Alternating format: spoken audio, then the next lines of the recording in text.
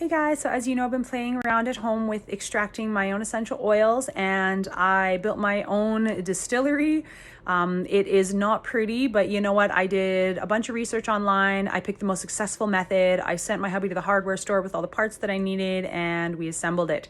So I did try 3 different methods at home. I tried hydro distillation, which is full on putting your botanicals in the pressure cooker, putting water in with the botanicals and steaming and boiling that way.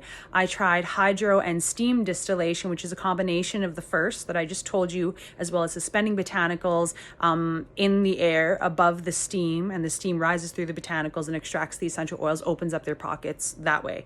The third is straight steam distillation. So what I just explained, but without the hydro distillation. The best method that I found where I got my essential oils was the combination. So the hydro distillation mixed with the steam distillation. What you're about to see on camera is my very first essential oil extraction. This did not go well. At the very end of the video, I actually put like my last extraction and one of the bottles of hydrocil that I had with some essential oils floating on top, so you could see what it looks like. But this distillation, I had the heat too high, the one that you're about to see. The water, I thought it was like, yeah, it's coming through the top of the pressure cooker into the tube, but it was actually called spewing. So it was just, the water was actually coming through. That was not steam. That's not what you're looking for. I did find the right heat settings as I went on. I did a couple more distillations and we did extract essential oil. So out of, I believe it was like 2,300 mils, we got 1 mil of essential oil. I'm sure that I'll fine tune this and get a little better. I know that you don't get a lot of essential oil with your extraction, so it does take quite a bit of time to get your essential oil, and you're at it all day. I was distilling for about 2.5 hours with my extraction of essential oils, where I actually got the essential oils.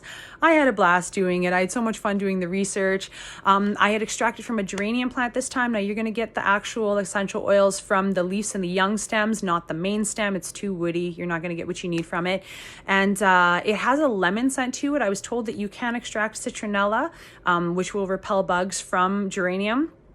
I did so much research, and the majority of the research that I found says that you cannot actually extract citronella. That comes from lemongrass plants, a variety of them. And yeah, so we got some geranium essential oil. I didn't get enough to do anything with, so I just mixed it in with the hydrosol, and I'm using it in some body products that I'm creating.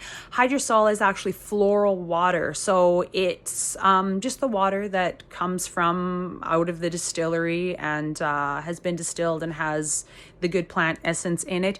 A lot of hydrosols that you're going to find are going to have some essential oils in them as well. A lot of people that extract essential oils, if you only get a small amount of the essential oil, they just mix it in with their hydrosols and use it that way, which is what I did. I didn't think that it was worth taking the 1 mil out of the 2,300 mil hydrosol distillation. Anyways, this is my first time, keep in mind, so please be kind. If you are a professional, leave me any sort of tips and tricks that you can in your comments. Thank you so much for joining me, and I hope that you enjoy my video. Bye! All right, guys, so here are all of our geranium clippings. This is lemon-scented geranium, and we are going to attempt to make essential oil. So here's my workstation, and we're going to be filling both sinks with water, so that we can do a double water bath. So we soak in the one sink, then we soak and rinse in the second, and then dry.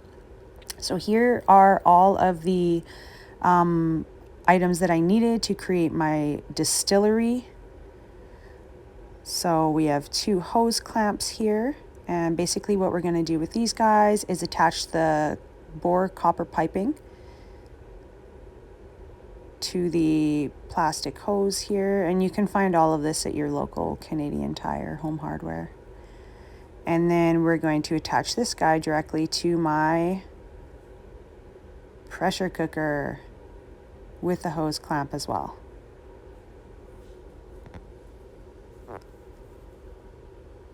And here's the inside of this guy. It did not come with a basket, so I had actually bent a metal strainer and suspended it inside of the pressure cooker. All right, so basically what I did is I took my copper piping, which already came in a coil, and I coiled it tightly around this black bucket. You can see where it's a little uneven. We want it on a downward spiral, so I will have to make some adjustments. And water bottle, you'll see how this comes into play, but you want one that the cap, well, Usually they pull off. This one does, but I'm not sure what this is called, but this is where the actual liquid is going to be leaking out and where our hydrosol and essential oils are going to be coming out of. So basically I'm going to take the copper piping and we're going to put it right in the brand new garbage can, don't worry, and we're going to drill a hole in the very bottom where that actual spout is going to be attached. All right, so like I said, my pressure cooker did not come with a basket, so I just bent a strainer and put it in here, a metal one. You can see I've scratched my pressure cooker, and I put water to the bottom. We want it sitting above the water. And we have the hose that is now hooked to the copper piping, and we are filling the garbage can up with cold water. So here's the setup, and here's the spout, and it's hopefully going to be dripping out of there.